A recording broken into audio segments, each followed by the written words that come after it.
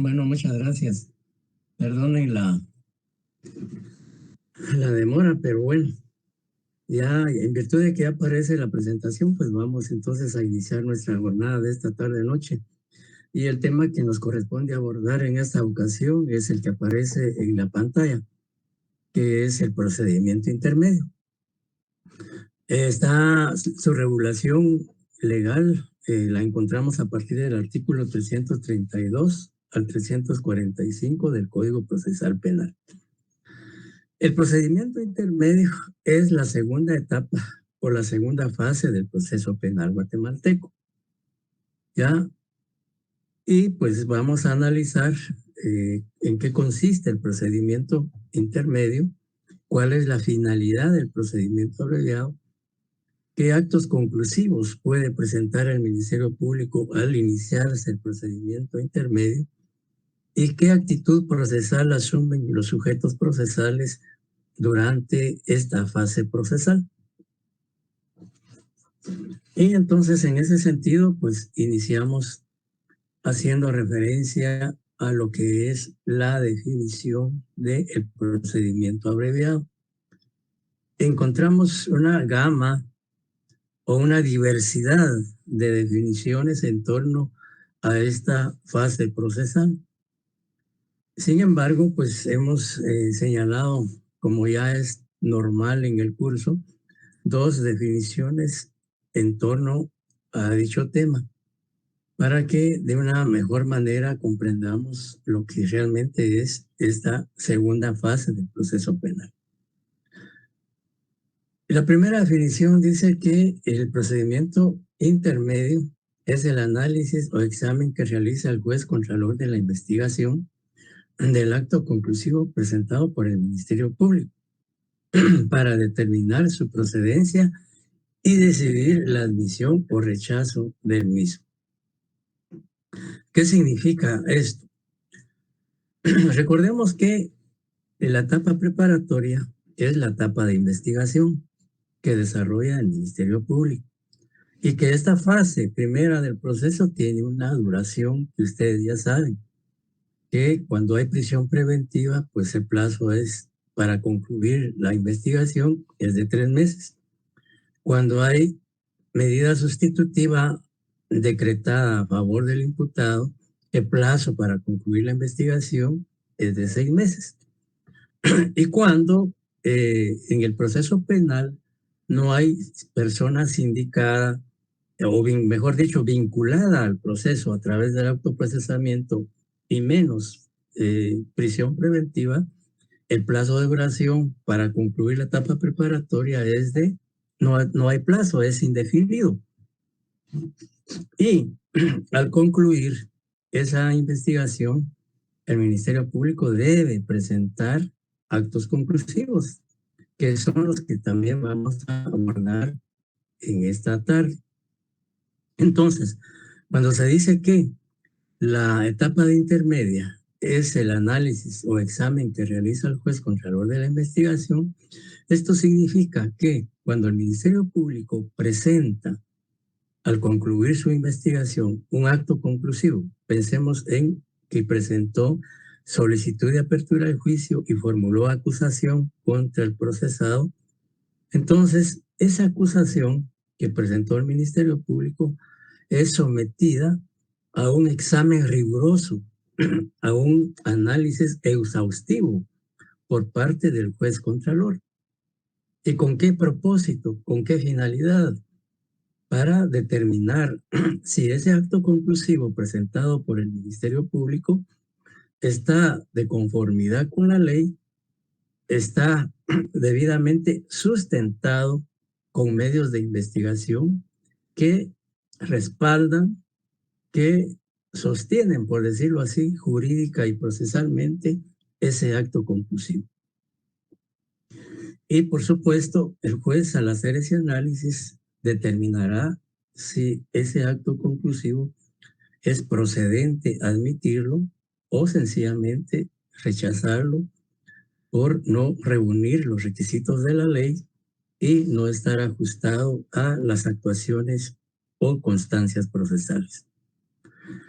En esta fase del proceso penal, el juez contralor de la investigación se constituye como el sujeto procesal, por decirlo así, en una función determinante, porque la etapa intermedia está bajo la responsabilidad del juez contralor de la investigación, así como la etapa preparatoria. La etapa de investigación es función exclusiva del Ministerio Público. La etapa intermedia es función exclusiva del juez contralor de la investigación, porque él es el responsable, él es el encargado de analizar cada acto conclusivo que formule el Ministerio Público. Y derivado o como consecuencia de ese estudio, de ese análisis que el juez realiza de ese acto conclusivo, pues determinará su admisión o su rechazo.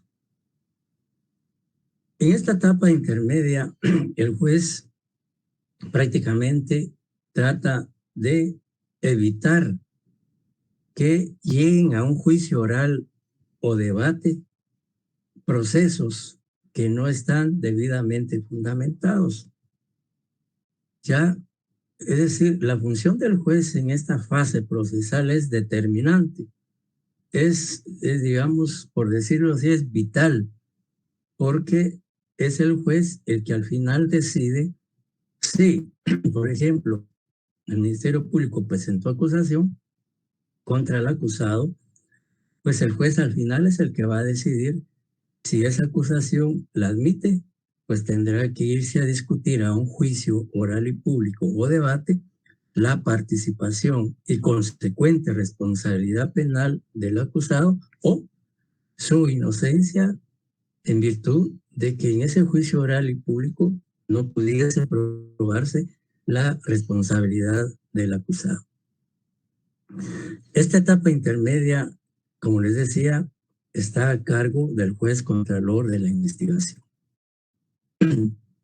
Entonces, el mismo Código Procesal Penal establece en el artículo 332, que vamos a ver en un momentito, qué fin, cuál es la finalidad de esta etapa intermedia. Por eso,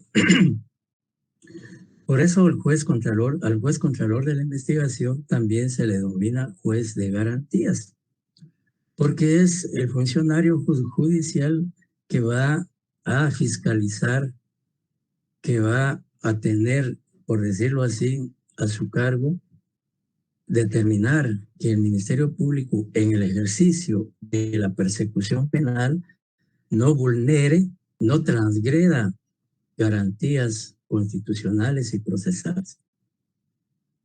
Por eso, como les decía, al juez contralor de la investigación también se le conoce como juez de garantías, porque es el que valga la redundancia, es el que garantiza que esa investigación y que ese proceso penal se, digamos, desarrolle dentro del marco legal, no solo constitucional, sino ajustado a las también leyes ordinarias, como el Código Procesal Penal, el Código Penal, la ley del organismo judicial, la ley de defensa público penal, ley orgánica del Ministerio Público, etcétera, etcétera.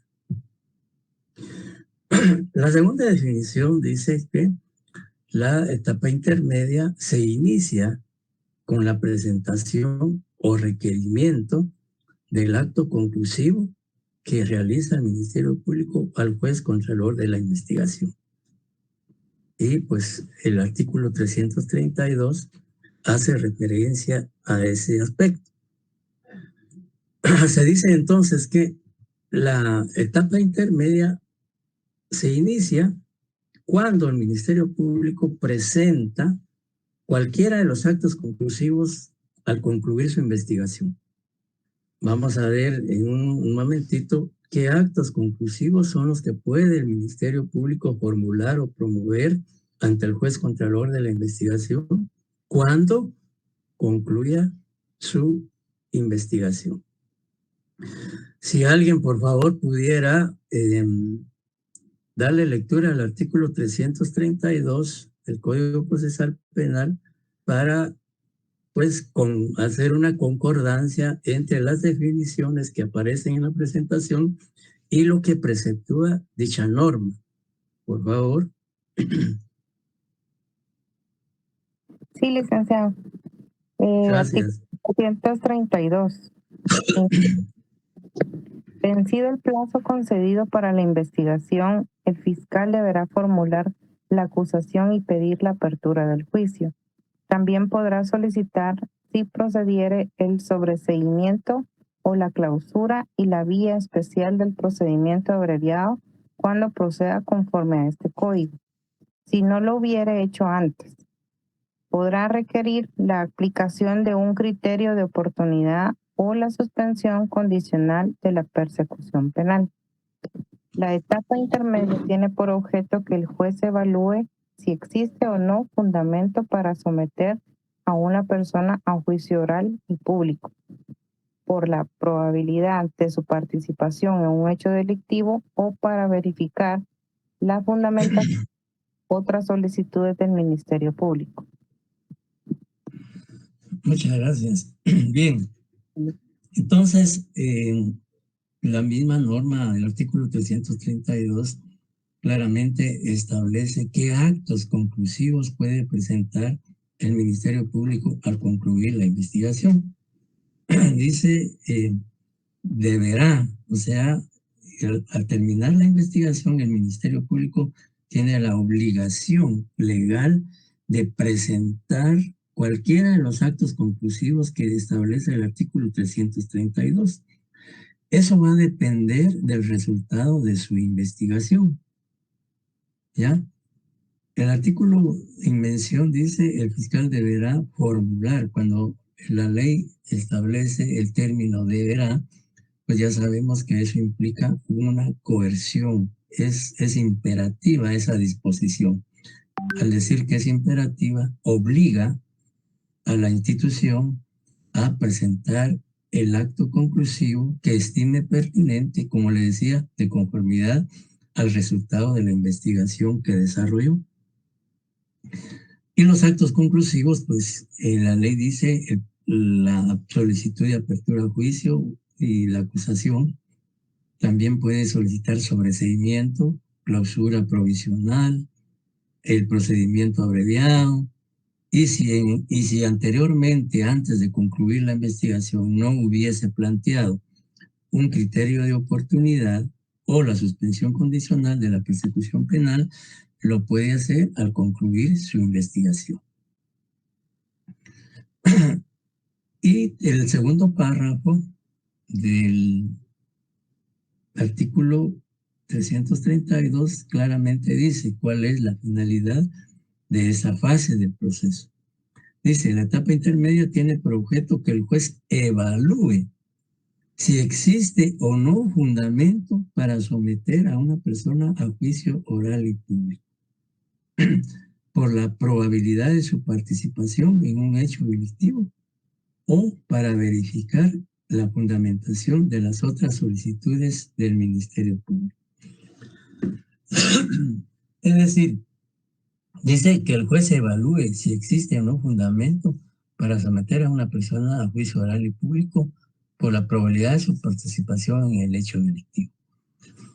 En el supuesto de que el Ministerio Público presente solicitud de apertura a juicio y formule acusación, pues como les decía anteriormente, ese escrito de acusación que presentó el Ministerio Público es sometido a un riguroso análisis, a un exhaustivo estudio por parte del juez, para que el juez determine si realmente esa acusación presentada por el Ministerio Público, como les decía anteriormente, está debidamente fundamentada, no solo de conformidad con la Constitución y la ley del país, sino que con los medios de investigación que el Ministerio Público presente en esa acusación, convenza al juzgador que si hay posibilidades de que el acusado haya participado en la comisión del hecho delictivo y que es necesario que se discuta en un juicio oral y público o debate su participación o inocencia. Por eso les decía que esta etapa es fundamental, porque el juez contralor de la investigación es quien al final decide qué procesos o qué casos se van a discutir en un debate y qué procesos no. Ya, porque, digamos, es responsabilidad de él hacer ese estudio.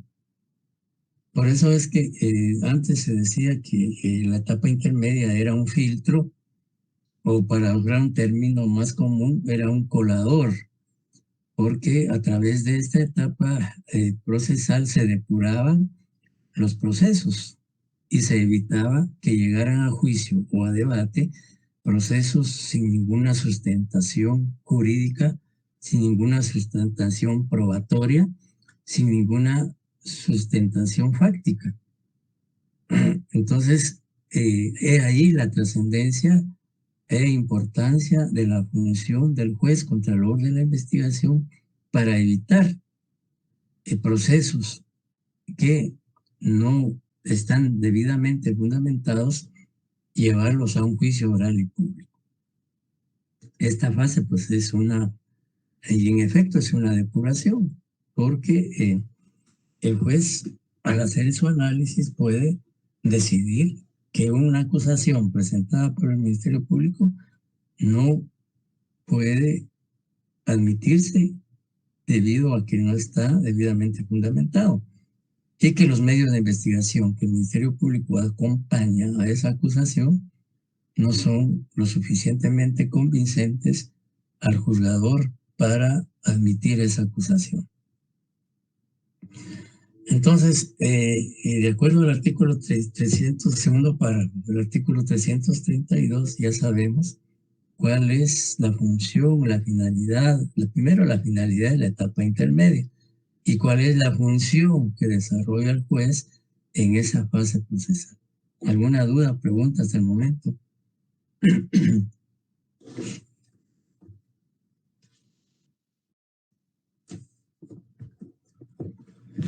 Bien, ahora dentro de la fase intermedia existe, digamos, un control formal y un control sustancial.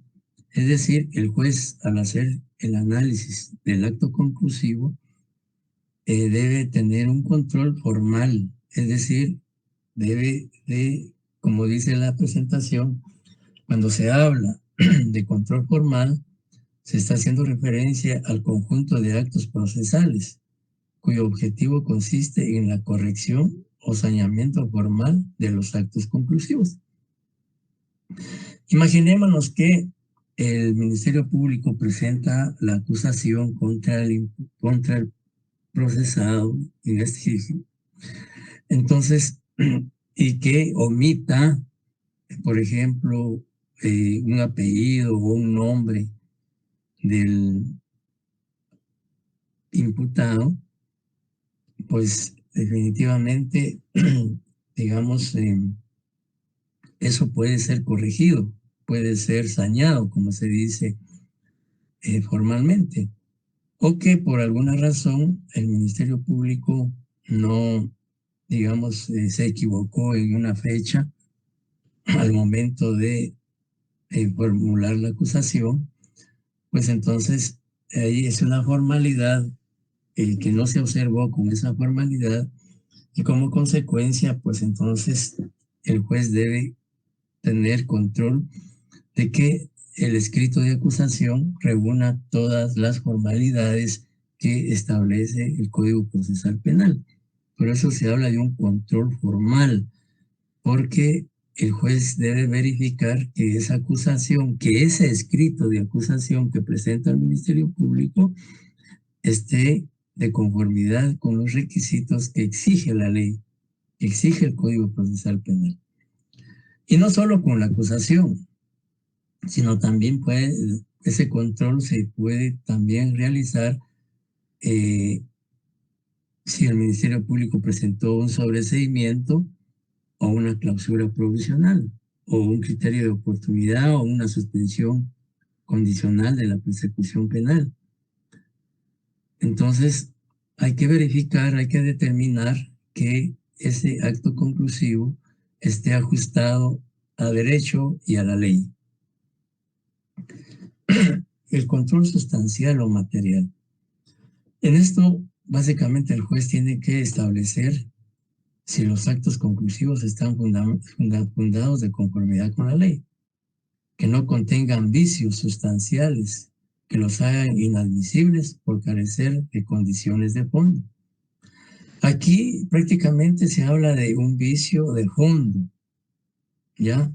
Imaginémonos que el Ministerio Público presenta su escrito de acusación, pero en ese escrito no indica, no señala qué medios de investigación sustentan o fundamentan ese requerimiento o esa petición. Ahí hay un vicio de fondo, digamos, esa acusación prácticamente no estaría, aparte de que no estaría de conformidad con la ley, pues no tendría ninguna sustentación probatoria ni jurídica, porque solo para presentar una acusación el Ministerio Público tiene que fundamentarla con medios de investigación, por ejemplo, con testigos, con peritos, con documentos, con prueba material, con prueba científica y todo medio de prueba lícito que de conformidad con la ley haya sido introducido al proceso de forma legal. Entonces, si un escrito de acusación no, digamos, va sustentado con medios de investigación que robustezcan o que fortalezcan esa petición, pues ahí hay un vicio de fondo, hay un vicio sustancial. O pensemos también que el Ministerio Público presente acusación y omita, imaginémonos que al imputado se le atribuyen la comisión de 2 o 3 hechos delictivos y que en la acusación el Ministerio Público solo consigne un hecho delictivo y no consigne los otros 2 hechos punibles que han sido imputados al procesado. Pues ahí hay un vicio de fondo que afecta el fondo de ese requerimiento. Entonces, cuando se habla de control formal, se refiere a requisitos y formalidades y al control sustancial o material cuando el acto conclusivo carece de vicios sustanciales que en un momento dado hacen ineficaz o inadmisible ese requerimiento por carecer de esas condiciones, ¿ya? Entonces, eso es importante también como labor que realiza el juzgador, no solo en cuanto a la acusación, sino como les decía, puede ser también respecto a un sobreseimiento o una clausura provisional que el Ministerio Público haya formulado al concluir su investigación.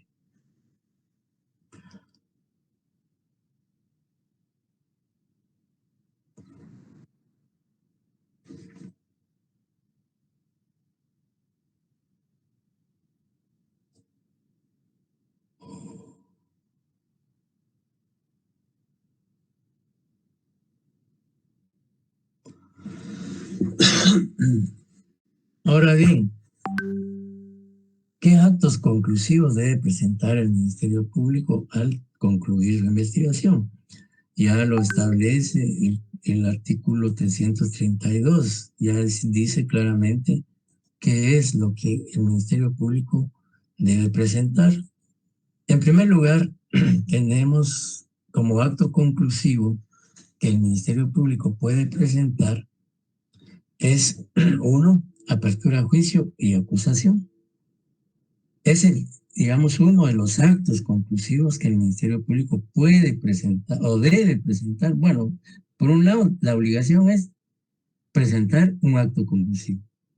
Ya depende, como les decía, de la investigación que el Ministerio Público realizó, si va a presentar apertura a juicio, si va a presentar sobreseimiento, clausura, etcétera, etcétera. La apertura a juicio y acusación la encontramos a partir del artículo 324, 324 bis, 326, 332 y 332 bis del Código Procesal Penal. ¿Y qué es una formulación de apertura a juicio y acusación? También en la presentación aparecen dos definiciones.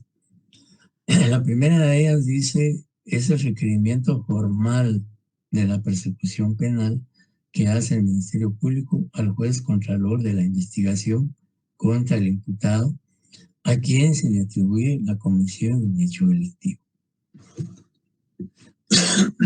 La otra conclusión dice, la otra definición señala que la apertura a juicio y acusación es el acto conclusivo por el cual el Ministerio Público formaliza la pretensión punitiva contra el procesado por considerar que existe fundamento serio para someterlo a juicio oral y público.